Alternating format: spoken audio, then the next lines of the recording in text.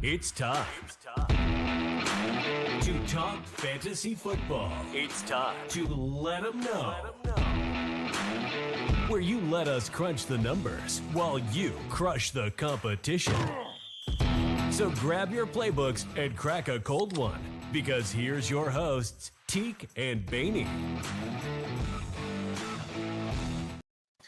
Welcome back, guys, to another episode of the podcast. Here with the Week 15 starts. But before we kick it off, we had a little competition last week between Baney and Badge. And just to go over their starts from last week, I'll go one by one here.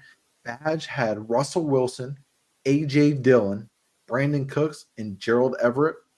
Baney had C.J. Stroud, Keaton Mitchell, Christian Watson, if he played, substitute that for Jaden Reed, and Jake Ferguson. But to pull out the starts list, Baney took the cake for the starts. It was a close one. But so far, Baney's in the league. Stay tuned tomorrow for the sits to see who came out on top for that one. But let's get right on into it, fellas. We're talking Week 15 here, starts. We're talking QBs. But before we do that, we're going to get into the video mailbag segment here. I believe, did he say his name on here, Baney? It is Justin. Thank you for your submission this week. All right. But let's see what he got for us here before we get on into the starts. So my question for y'all this week is heading into playoffs, as many leagues are this week, and how many injuries there have been to top starting quarterbacks across the league. What backup quarterback are you starting? If you're in a position where, 1, 2, 3 of your previous starting quarterbacks have already been hurt, what backup across the league do you trust the most to start for the first round of playoffs this week? Myself personally, I'm on the Tommy DeVito gang, little gabagoo. That's who I'd go with, but I'm open to suggestions, and personally, I need to know. So thanks for the help, boys. So backup QBs. I know in some of my leagues, that's all I got. So who do you got starting here for your backup QB, Baney? So, I think if you look at real, sheer talent, what the offense is doing, I think Browning makes a lot of sense. But if you look at his schedule, he's still got 2 division games against Pittsburgh and Cleveland coming up. I don't know how much I love that. I do love his weapons comparatively to everybody else, but yeah, man, DeVito. If you look at the schedule the rest of the way, he's got to be the most friendly. If it's not him, Minshew, I think, has the second closest schedule, strength schedule wise. As much as I want to say Browning, man, I just don't know if I want the quarterback that still has to go up against near league leading sack master and TJ Watt and then the Cleveland Browns defense. So that makes that decision a little tough for me. But yeah, maybe it's the Italian. Maybe it's DeVito. So yeah, first of all, thanks Justin for the question and the support. We appreciate you. As a fellow Italian, I'm rooting for him.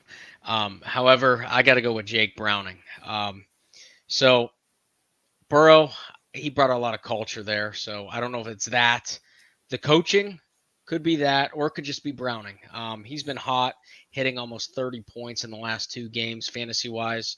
Against the blitz, his numbers really impressed me. That's why I'm going Browning. You combine that with the weapons around him. I'm not really focusing on the matchup. I'm going against that because these blitzes, they're going to try and bring the heat. His numbers are just astonishing. He looks comfortable. He looks poised. He looks like Burrow. So I wouldn't sit Burrow. I'm going to ride with Browning. So Jake Browning. Baney kind of hit on a couple for me about strength of schedule, and that's why I'm going with Minshew. Minshew's, I believe, playing great football right now. He's not doing too much and not throwing picks, stuff like that. Yeah, he has a couple picks mixed in there here and there, but still he's producing and getting his playmakers available. And going off strength of schedule, Pitt against the pass is nothing to write home about. Atlanta's hit or miss, depending on what team and what defense is showing up week to week? Vegas and Houston.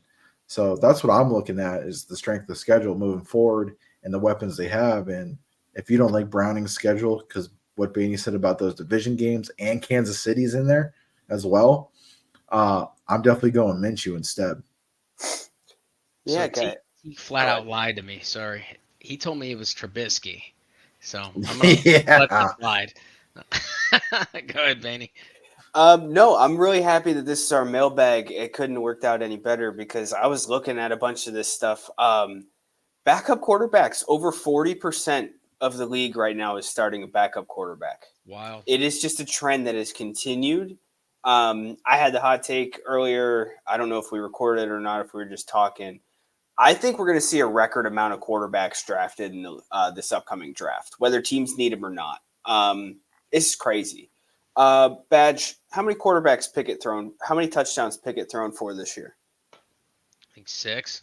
Yeah. Joe Flacco's thrown for 5 in 2 games in Cleveland.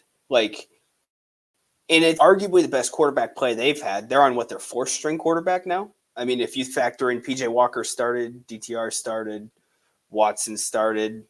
It's just crazy. And then you go to DeVito, small sample size. He has a higher passer rating than Mahomes, Josh Allen, and Jalen Hurts this year. Small sample size, but it is what it is. Higher completion percentage than Justin Herbert, CJ Stroud, and Matthew Stafford. Pretty crazy. And he has more passing touchdowns than Watson, Kyler Murray, Pickett. I mean, he has 8 passing touchdowns on the year. Who saw that coming? Daniel Jones, Danny Dimes, whatever you refer to him as, he's now the ex-quarterback of the Giants as far as I'm concerned. I don't know. Is he, though? They just paid him. I understand it's going to go down as one of the worst paydays ever. It already was. He should have been franchise tagged.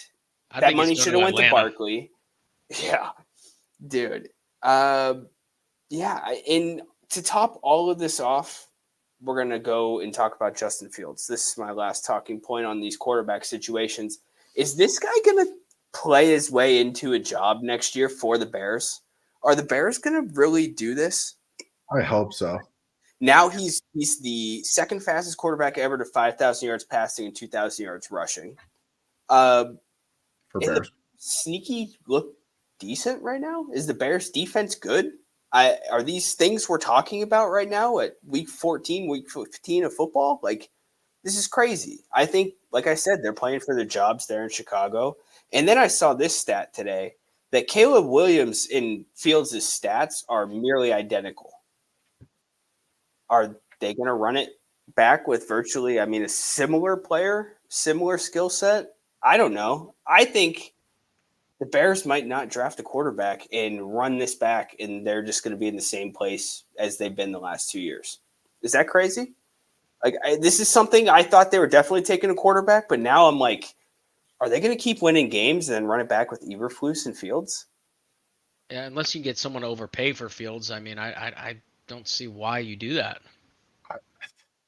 I feel like you either got to keep one or the other. Either Flus or Fields, and I'm keeping Flus because what he's doing with his defense now is turning heads. Sweat came in, and Sweat's a difference maker, man. It might be a little culture change for that defense, and I just think Fields is that roller coaster ride. He's going to have his ups and down games. He's not going to be that steady, consistent guy. It's just how he's been his career so far in the NFL. You know what's crazy is he wasn't the defensive coordinator of this team.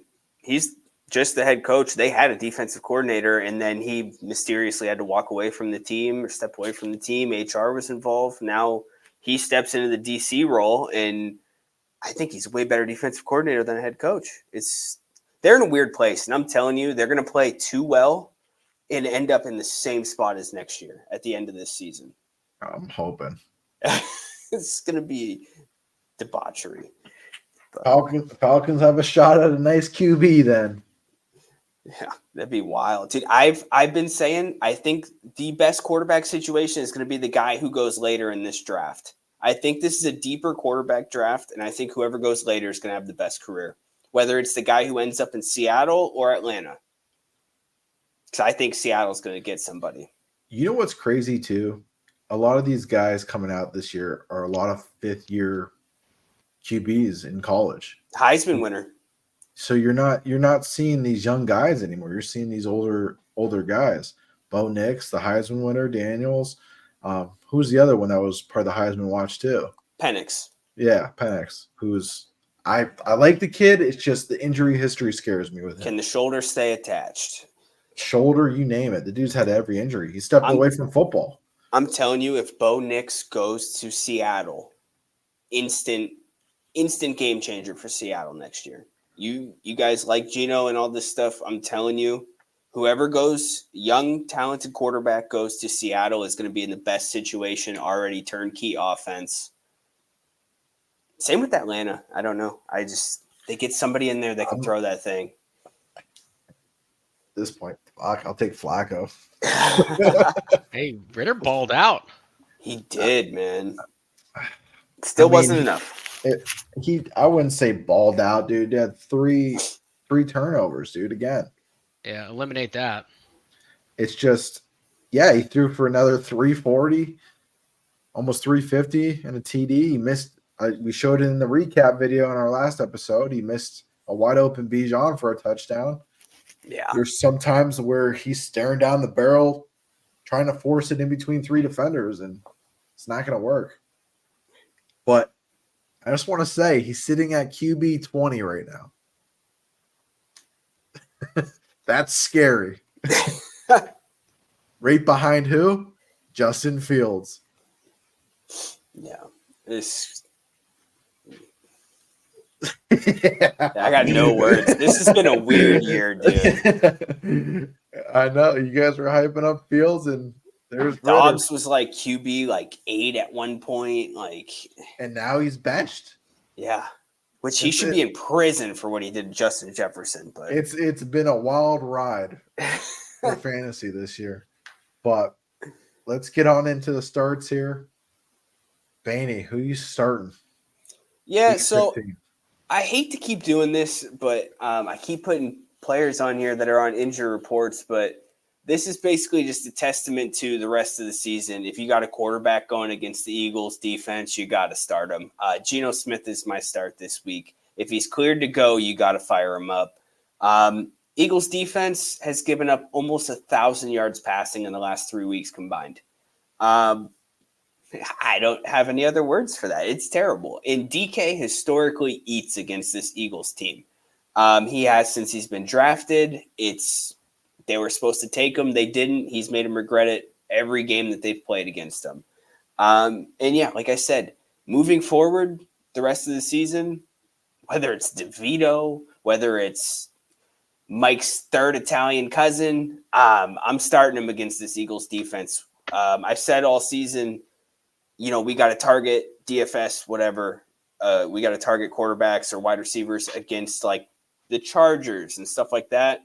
I think we should start talking about this Eagles defense in the same breath and same respect. DFS, you target wide receivers and quarterbacks going against this defense. So Geno, fire him up this week. Pay attention to the injury report, but I think he's going to tear it up. Yeah, that Eagles secondary has been favorable for opposing quarterbacks, so it can't fight that one. Just a matter if he plays or not. So I don't hate it. Teak? Even if Geno doesn't play, I don't mind Drew Lock there either. Drew Lock against San Fran, 269 and 2 TDs. Yeah, he threw 2 picks, but it's not bad for Drew Lock, dude. If he can cut down on the picks. He was throwing some balls. So, yeah, before DK got ejected in that whole skirmish. I don't know if you guys seen that too, where Shanahan planned that. Yeah, I read that today, actually.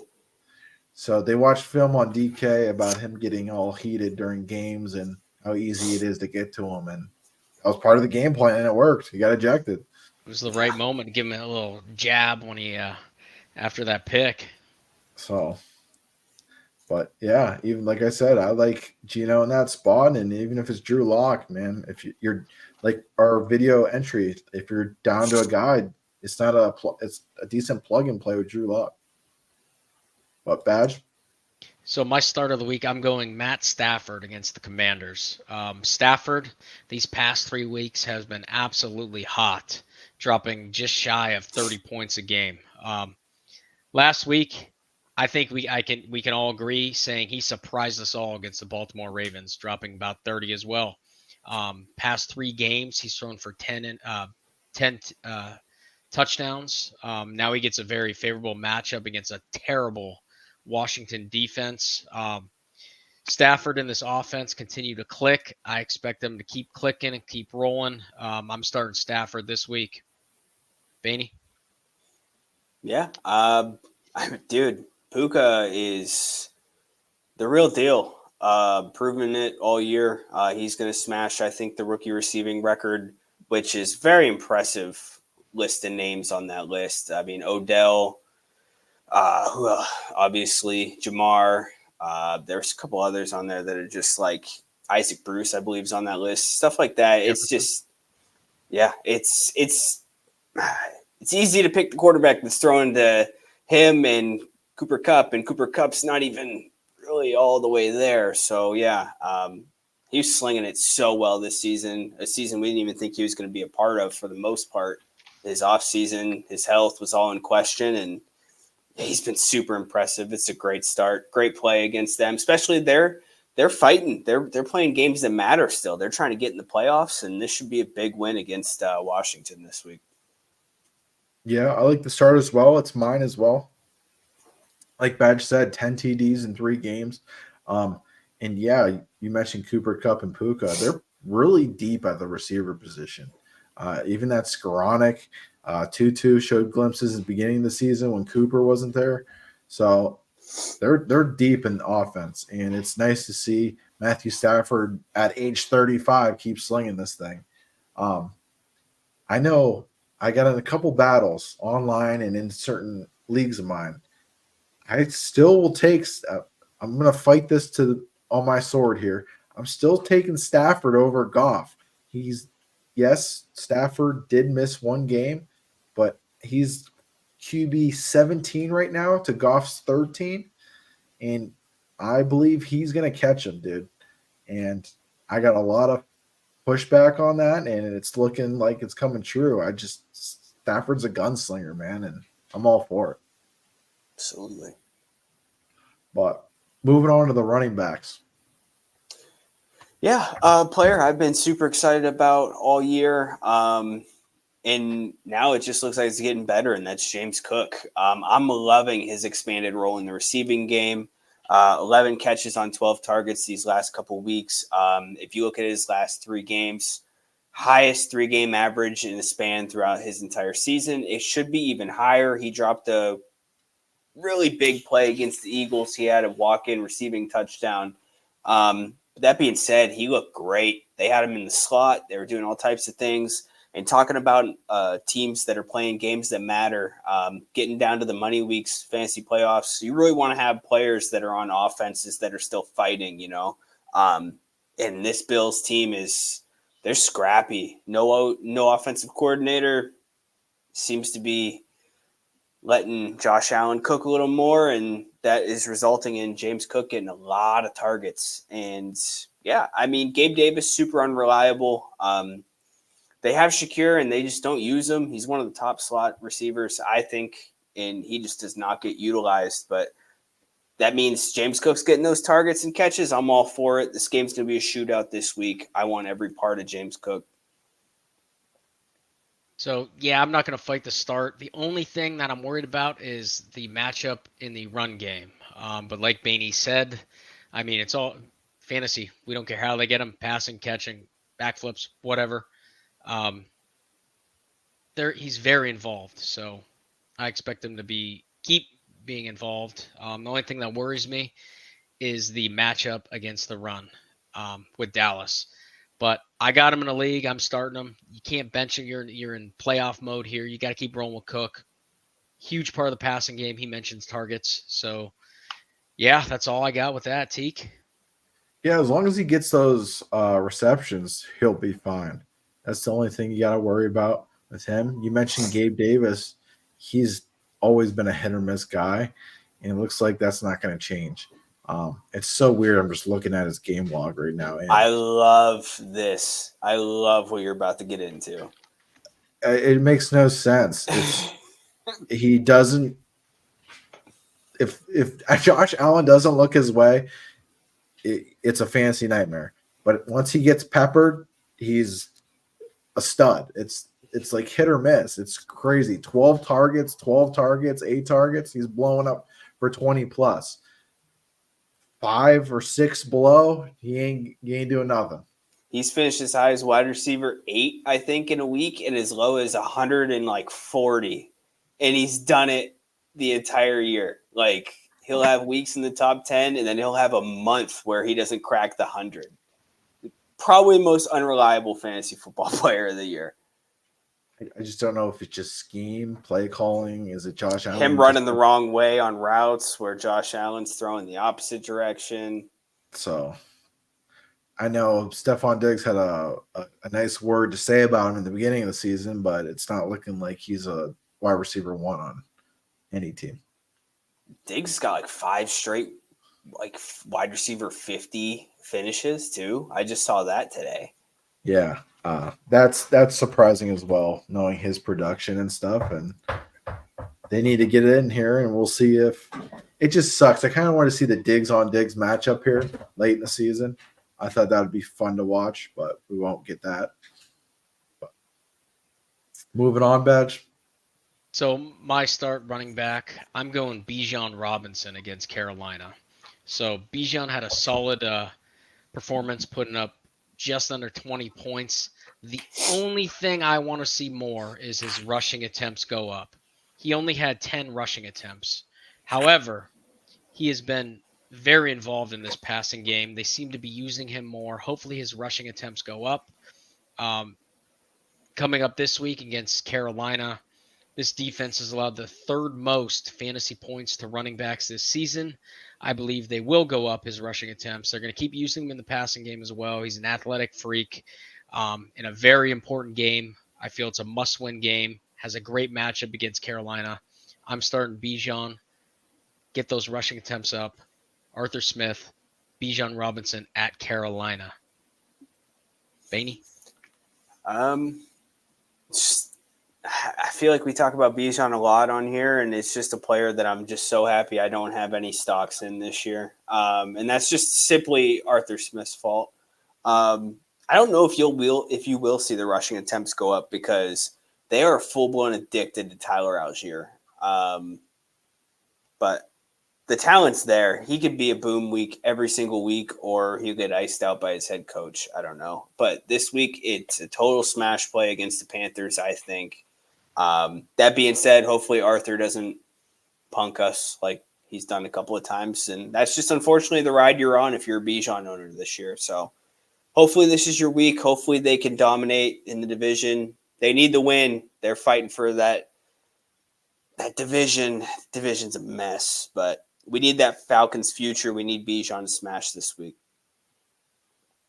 I like to start as well. He's my start. As far as the rushing, I want to comment on. You're not going to see the rushing. I'm going to tell you why. Algier and him split 50-50. On top of that, they lost 4 of their starting offensive linemen.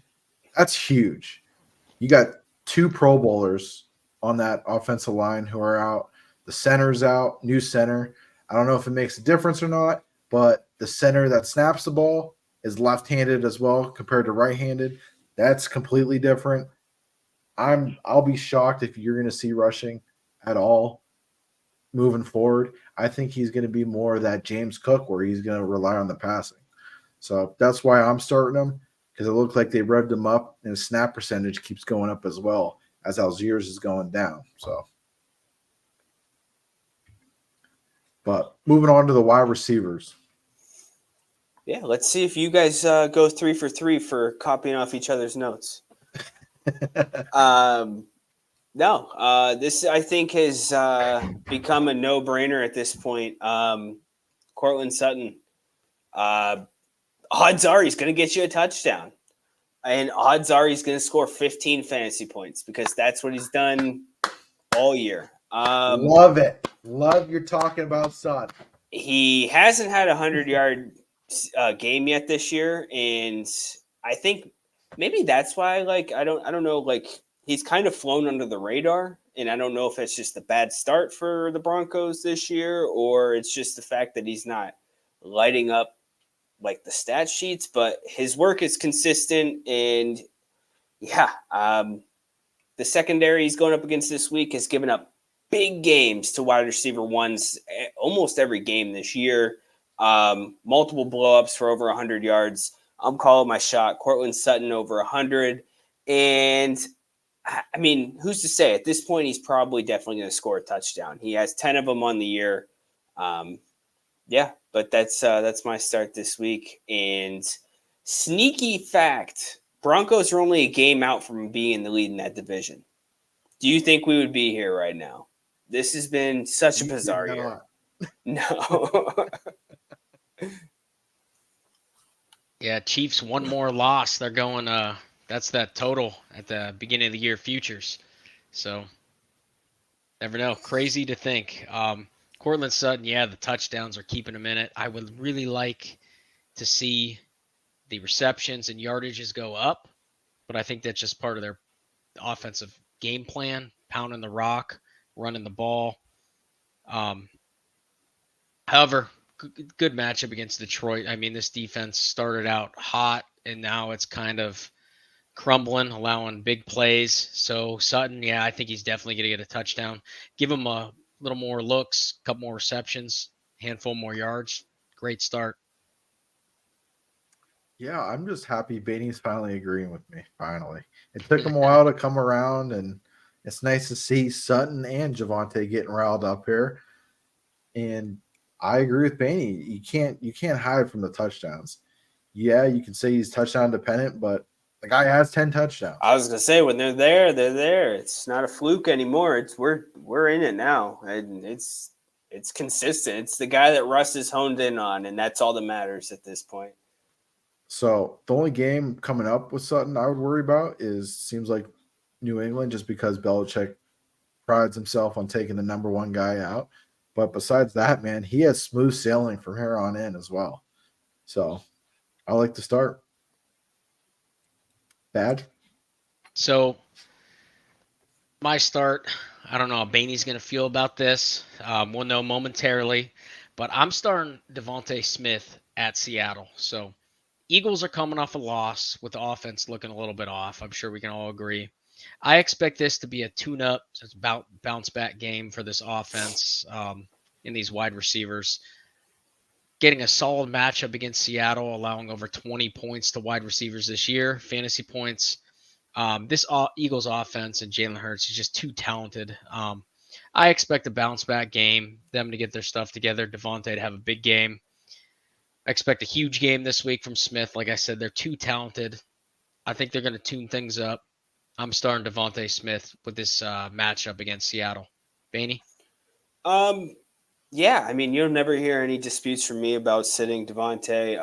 I said a couple weeks ago that he was going to finish out as the top wide receiver too, like when we were comparing him to T. Higgins, Jalen Waddle. He's just that good, and he's smashed every week since.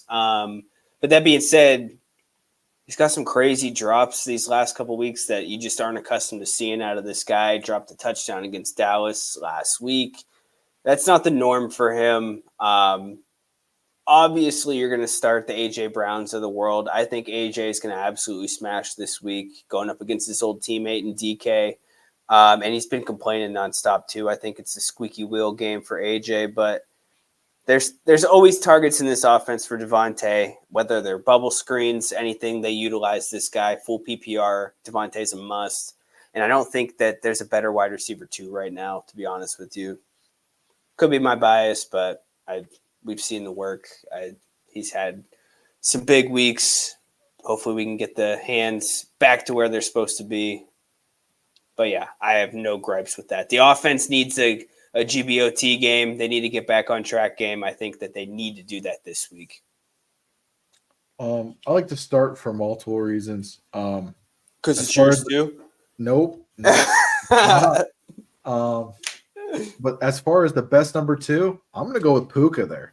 to be honest with you. I think Puka's wide receiver 1 this year on that offense. I think So- Cup's the 2 in that offense. I would take Cup then. I mean, pick your poison, it seems like, with them. I think you got a Batman and a Superman there. Yeah, it's sick. But as far as Devontae Smith goes, he's averaging the last 4 games close to 10 targets a game. That's right up my start coming up of why I like the guy. And Devontae seems like he's revving up finally, and it seems like Jalen Hurts is finding him more. Now, if he goes back to what they were doing in the beginning of the season, you're not going to see that production. He needs them targets to produce, but I like it because it's consistent right now.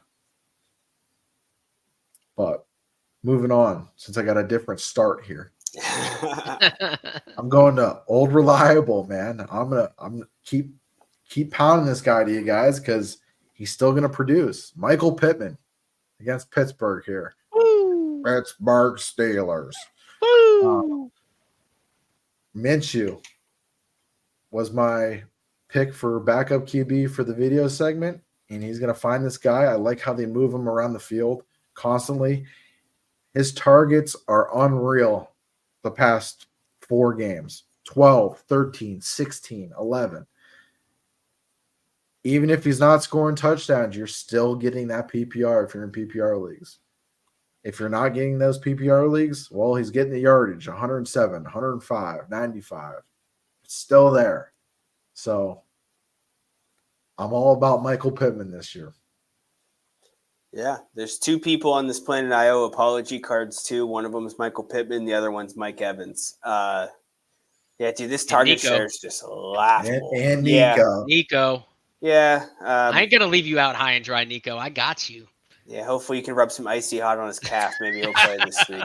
But that being said, yeah, dude, target share is just unflappable. If he doesn't even get a single yard, he's still getting you 10 points. Like it's insane. But yeah, I if you're in a situation where you can bench Pittman, your team must be unreal. But you got him pretty late too. ADP wasn't necessarily stellar this year, and could be one of the best value plays in the draft so far. So gotta play him. Looking at Pittman's numbers here, I mean, absolutely great, especially Baney mentioned ADP, where you got him. Great value, probably one of the best values out there. The only hope I can have is you got Joey Porter Jr. covering him. He's been stout and not talked about enough. He's been absolutely shut down. However, these numbers, Pittsburgh always gives up that one big play receiver. Maybe it might be Alec Pierce. I don't know. But if Joey Porter's on him, he's going to have a challenge. Pittman's been hot. Minshew loves him. You can't bench the guy. You got to start him. Hope you're wrong, Teak. I love you. I'm sorry. Hope he doesn't have a catch. But I agree with the start. And to wrap it on up to the tight ends. There's a lot of decent tight end matchups this week, to be honest with you. And I don't know why I'm doing it to myself, but I'm taking the one going up against one of the best defenses in football. Trey McBride, I think I think you're to the point with Trey McBride, you have to start him every week if you have him. His 4 games with Kyler, 9 targets. He's done that 3 times and 7 targets in the other game. I expect a negative game script for the Cardinals. I think they're going to be passing a ton. They're definitely going to be down playing from behind in this game. And the last time the Cardinals played San Francisco, Zach Ertz was tight end 1. Zach Ertz had 10 targets, 6 catches, 53 yards. I think Trey McBride is a much better tight end than Zach Ertz at this point in his career. I think that he will definitely score double-digit fantasy points. I think the target share alone is going to get him there. I think he's Kyler's favorite target. Kyler loves the tight ends, has his whole career. We've talked about that before, though. Trey McBride's been on this show before.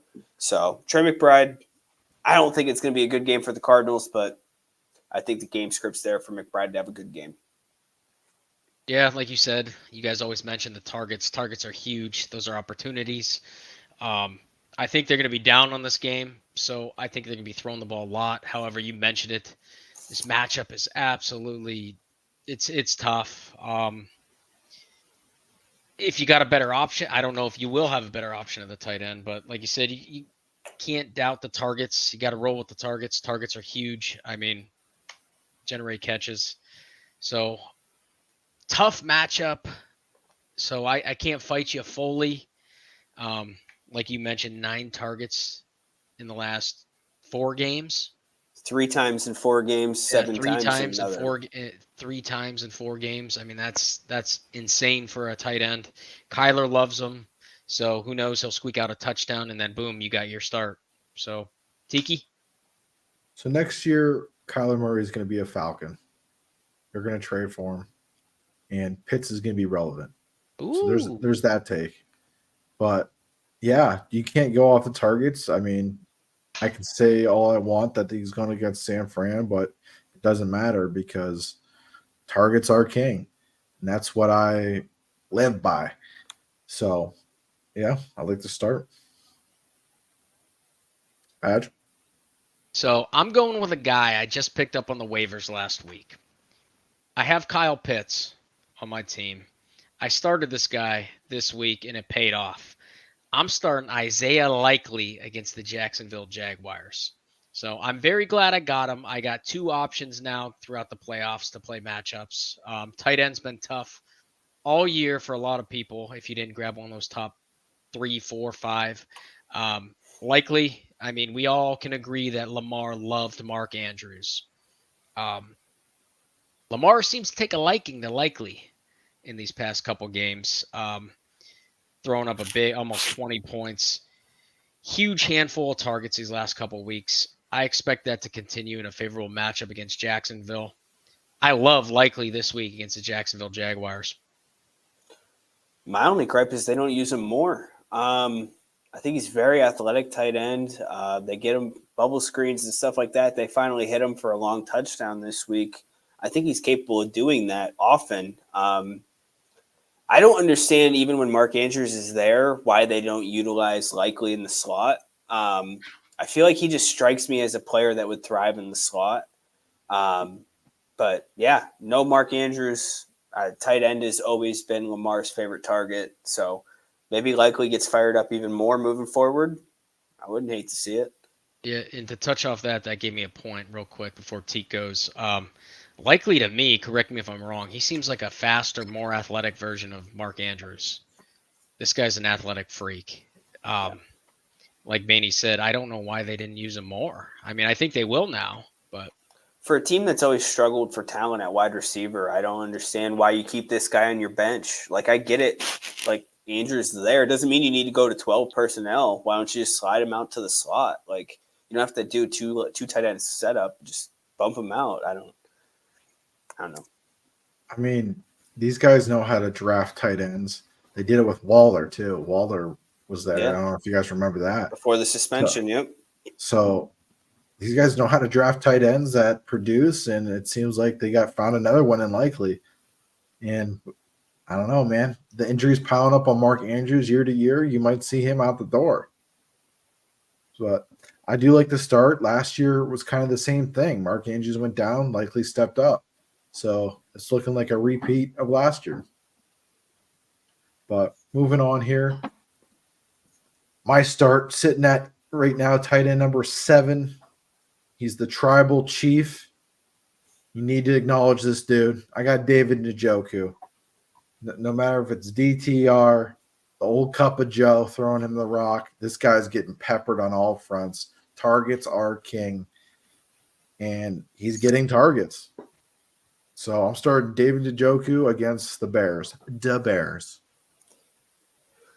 Yeah, I made a fatal mistake in my sits list last week, and I paid for it. I really thought that Joe was just going to hone in on Elijah Moore, and Elijah Moore was going to eat up double-digit targets, and that was going to take away from Njoku. And then I flip on red zone, and just streaking down the field right and left is Njoku. I think he had his best game of the season last week.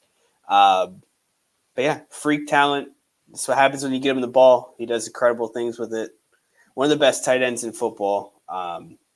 It's just crazy. You said he's tight end 7. Do you have any guess who's tight end 9? 9. Well, before last week, he was tight end 9. Before last week? Ferguson.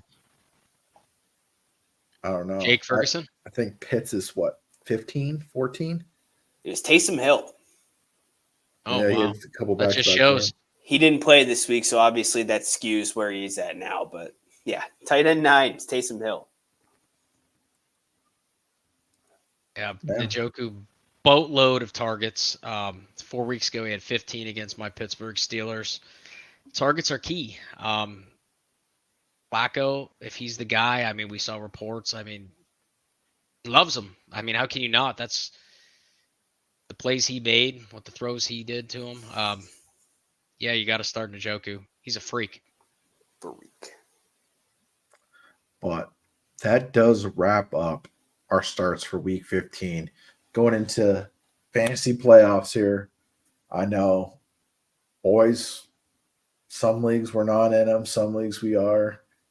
But it's getting down to the tail of the tape here. So, Badge, why don't you take us on out here? So, guys, we love and appreciate you all watching us, especially going into the playoffs. We hope to help you out. A huge thing, download the Underdog Fantasy app on your phone.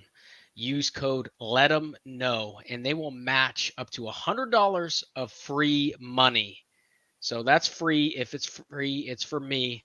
That's free money. It's one click away. Hit subscribe, download the Fantasy Underdog app, and we'll tune into you. Catch you guys on the flip side. Thank you for listening to another episode of the Let 'Em Know Fantasy Football Podcast. Join our community and follow us on all socials. Forget or that keep sub up button. with the episodes on Hit YouTube, it. Hit it. Spotify, Click the or bell, Apple make it ding. Podcasts. It's just a click away.